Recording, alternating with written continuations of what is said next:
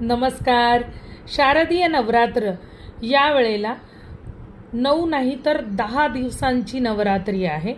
एक दिवस आपल्याला देवीच्या सेवेसाठी जास्तीचा प्राप्त झालेला आहे.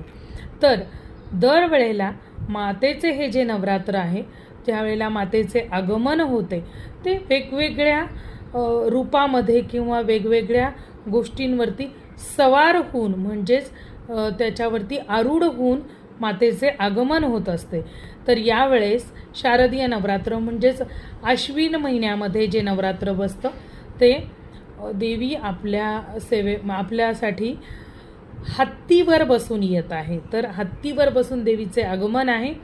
गजांत लक्ष्मीची प्राप्ती, सुख समृद्धी, धनधान्य, शेतामध्ये धनधान्य चांगले पिकेल, आईसाहेबांचा आशीर्वाद शेतकऱ्यांवरती, संपूर्ण जगामध्ये जिथे जिथे मातेचे अस्तित्व, जिथे जिथे तुम्ही नवरात्र बसवता मातेचे अस्तित्व संपूर्ण जगामध्ये, अख्ख्या जगाची निर्मितीच ह्या जगदंबेने आदिमाया आदिशक्तीने केलेली आहे.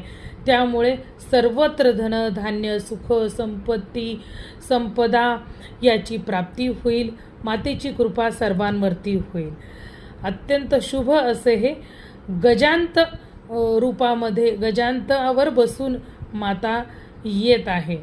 तर असे हे नवरात्र देवीच्या सेवेसाठी असते. सर्वांनी या नवरात्रामध्ये साधना करायची असते, उपासना करायची असते. वेगवेगळ्या उपासना प्रत्येकजण आपापल्या परीने घरी करत असतात. अशाच उपासना मी टेलिग्रामच्या ग्रुपमध्ये सर्वांना मोफत अशा उपासना देत असते. तुम्हाला सुद्धा जर का सामूहिक उपासना, जर का एकत्रित येऊन आपण एकाच नामाचा जर का जयघोष केला तर ती सेवा भगवंतापर्यंत लवकर पोहोचते. म्हणून टेलिग्रामच्या ग्रुपमध्ये अशा सेवा साधना उपासना मी देत असते.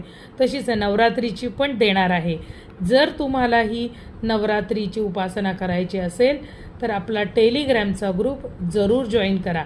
महाशक्तीपीठ नावाने हा टेलिग्रामचा ग्रुप आहे. तुम्ही जॉईन करू शकता किंवा नंबरवरती संपर्क करून तो मिळवू शकता.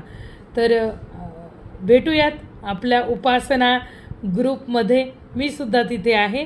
सगळ्यांच्या सोबत तुम्हाला मार्गदर्शन करण्यासाठी माझी तिथे उत्तम शक्तिसेवक उत्तम टीम तिथे आहे. तुम्हाला नक्कीच मार्गदर्शन प्राप्त होईल.